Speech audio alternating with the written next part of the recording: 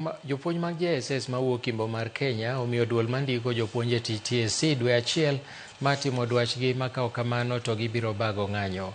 Ka giluso e skund yawuoyi ma St. Luke's Kimilili kotelnegi kod jagoro mar Kupet Badeba Bungoma Agustin Loketelo, jopuonjgo mawuok e kaunti ma Vihiga, Kakamega gi Trans Nzoia owacho ni gisebedo kod midhiero ma ok ginyal chiwo puonj e yo makare nikech duol mar TSC ok dwa ndikogi e yo mongirore ma koro weyogi kod ng'anyo kaka thuolo modong'.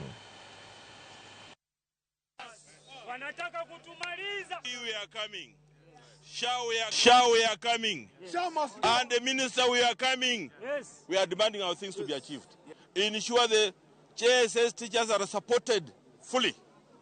In mambo ya autonomy, as my brothers and sisters have said, its time has come whereby it will never be resisted. Last my year achieved. The greatest threat to the implementation of CBE is domiciling JSS in primary. Because even our children do not know where they are supposed to be. Yes. Then when it comes to KSF, they are taken to join the secondary schools. When it comes to sports, they are taken to join primary schools. You are bringing confusion in the Ministry of Education. And you want to say that the PS, the CS must rise and say the time is now for teachers of JSS to be independent. We are not sure where we stand because we are placed in primary schools.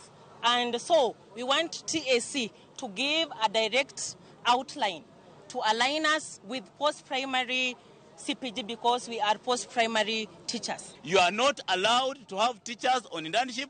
We are asking you, with a lot of humility, that can you convert our teachers to permanent and pensionable? Miyo moro manotwe e jela yo Embu kuom thuolo mar higni 25 owe thuolo kata